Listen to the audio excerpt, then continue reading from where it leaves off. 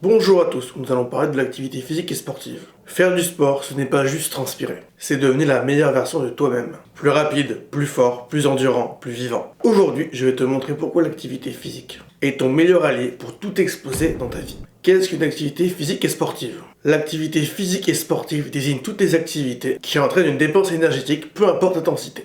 Quel que soit ton objectif ou le régime alimentaire que tu suis. Pratiquer une activité physique et sportive t'aidera énormément. Le principal intérêt est le travail musculaire et cardio-pulmonaire qu'il est nécessaire de fournir face à l'effort et qui entraîne une dépense énergétique. Tu augmentes ainsi ton métabolisme de base. Pour faire simple, plus tu fais du sport, plus ton corps brûle de calories, même au repos. Cela permet de réduire sa masse grasse, de tonifier et d'augmenter sa masse musculaire. Si tu suis un régime alimentaire spécifique et ou équilibré, tu atteindras tes objectifs de manière plus efficace, plus rapidement et plus facilement. Car la restriction alimentaire sera moins contraignante. Elle permet aussi de réduire le stress et favoriser ton bien-être. C'est la seule drogue positive qui procure plus de sensations que les drogues nocives, sans aucun effet secondaire.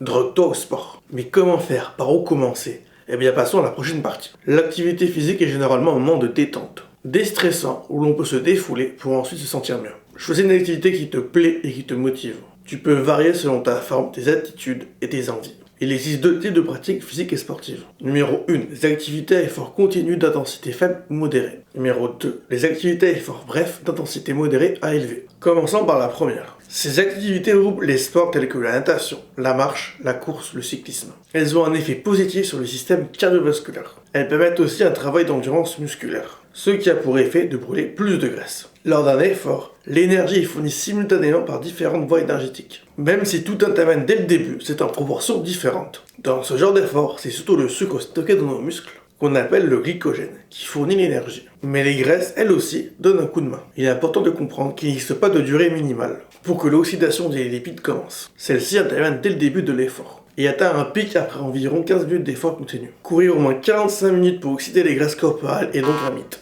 Seul l'entraînement régulier améliore la capacité de ton corps à puiser dans les réserves adipeuses. En faisant régulièrement de l'exercice d'endurance, les muscles s'adaptent rapidement et deviennent plus efficaces dans l'utilisation de l'oxygène. Cela permet une réduction de risque de certaines maladies, comme le diabète et l'hypertension. Cela permet aussi de renforcer le système immunitaire et de faire baisser le pouls. Voilà comment ça se passe. Lorsque tu fais un exercice régulièrement, plusieurs choses positives se produisent dans ton corps. De petites centrales énergétiques appelées mitochondries apparaissent dans les fibres musculaires. Elles deviennent également plus efficaces avec le temps. Cela améliore ton endurance et tes performances. Les petits vaisseaux sanguins, qu'on appelle les capillaires, qui apportent l'oxygène aux muscles, deviennent plus nombreux et mieux organisés. Ce qui signifie que tes muscles reçoivent plus d'oxygène et de nutriments. Tu es donc plus performant.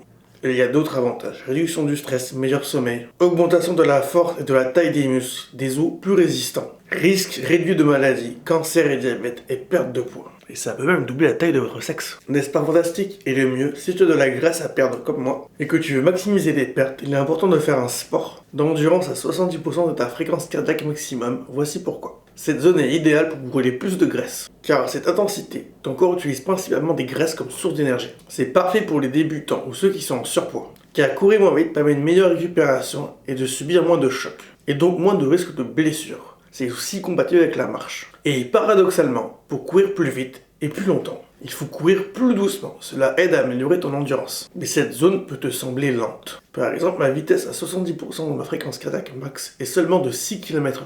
Je ne compte pas le nombre de fois où des enfants couraient à côté de moi et se moquaient car ils allaient plus vite que moi. Je travaille mon endurance, donc ça va. Puis je suis quelqu'un de mature et de compréhensif. Je n'ai absolument pas couru contre eux pour les fumer et revaloriser mon ego. Pas du tout. Et en plus pour perdre à la fin. Revenons à la formule. Voici la formule pour les hommes. Voici la formule pour les femmes. Les formules sont bien, mais le mieux est de courir à fond pendant 5 minutes avec une montre connectée. Et de noter ta fréquence cardiaque maximum. Faites le test sur plusieurs fois sur une semaine. Avec un jour de repos entre chaque session. Un youtubeur que je suis l'explique bien mieux que moi. C'est la chaîne Runner Addict. J'adore son contenu. Merci à lui, le lien est en description. Passons à la deuxième catégorie. Ces activités regroupent la musculation, les sprints répétés, le HIIT, le cyclisme intensif. Elles développent un peu moins les capacités cardiovasculaires, mais boostent des qualités musculaires spécifiques comme la force, la vitesse et un peu l'endurance. Ce développement dépend de la régularité et de la pratique. Il est très important de varier les types d'activités. Allier un sport de force et un sport d'endurance te permettra d'atteindre tes objectifs sans négliger ton corps. Voici quelques conseils que j'aurais aimé savoir à mes débuts. Ne faites jamais un entraînement de cardio le même jour qu'un entraînement de musculation. Tu ne progresseras nulle part à long terme et tu seras fatigué. Ce qui augmente le risque de blessure, de démotivation et de fatigue musculaire. Le sport, surtout la musculation, est un sport de patience. Celui qui gagne, ce n'est pas le plus rapide, c'est le plus régulier et le plus patient. Avec l'expérience, tu pourras faire des séances à la fois nombreuses et de qualité. Mais il faut d'abord être rigoureux, c'est utile pour ceux qui veulent travailler leur mental. Comme pour moi, qui essaie de préparer un Ironman. Ce type d'épreuve ne se gagne pas seulement par la force physique, il faut aussi un mental solide. Passons au plus croustillant. Tu ne sais pas par quoi encore commencer? Et si tu visais gros dès le début? Comme pour un objectif professionnel, le mieux est de vouloir devenir millionnaire. Pas pour avoir le million, mais pour devenir la personne capable de l'obtenir. Même si tu échoues, tu obtiendras bien plus quand tu fixes un objectif moyen.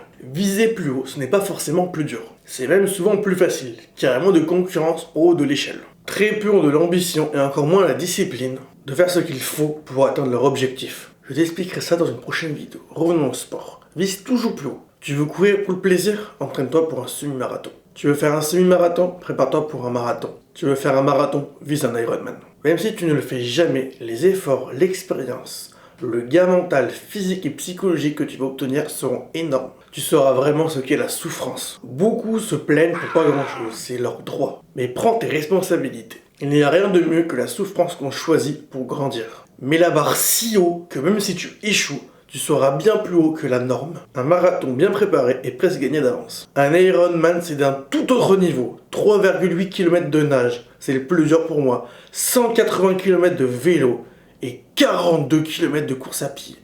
Et à faire en moins de 16 heures. Le record est sous les 8 heures. Et James Lawrence, un de mes sportifs préférés, en a fait 100 à la suite. Et crois-moi, son physique n'a rien d'extraordinaire. Si tu le croises dans la rue, tu ne devineras jamais ce qu'il a accompli. Il a prouvé qu'avec de la volonté et les bons moyens, tout est possible. Si tu as un rêve, tu dois le prioriser. Un marathon peut passer avec un peu de chance, mais pour un vrai rêve, il faudra un niveau de challenge équivalent à un Ironman. Tu devras t'y consacrer pleinement. À un certain niveau dans ta vie, le talent ne suffit plus. Ce sont ceux qui travaillent le plus dur qui font la différence. Attention, je ne te demande pas de te brûler en faisant du sport comme un acharné, puis d'abandonner ou pire de te blesser. Sois méthodique, rigoureux, régulier et surtout cohérent. La vie, c'est comme réussir un marathon. Le plus important, c'est ce que tu fais avant. Si tu es rigoureux, que tu suis ton plan alimentaire, que tu es régulier dans les entraînements, que tu négliges pas le repos, et que tu fais tout ce qu'il faut pour éviter les blessures, c'est déjà gagné. Mais si tu négliges ton plan, que tu sautes des séances, que tu ne planifies rien, que tu fais tout dans la panique, tu échoueras. Pour réussir ta vie, réussis chaque journée. La vie, c'est une succession de journées. À toi de trouver des critères qui te permettront de réussir la tienne. On verra ça dans une autre vidéo, le lien sera en description. C'est à toi de jouer. Rappelle-toi, viser haut ne demande pas plus d'efforts que de viser bas. C'est même plus facile, parce qu'il y a moins de monde là-haut. Alors n'aspire pas à être moyen, vise grand, vise loin, vise l'impossible. Même si tu rates, tu seras bien plus haut. Dans quelle activité tu vas te lancer et pourquoi? Force et honneur, vous êtes le changement.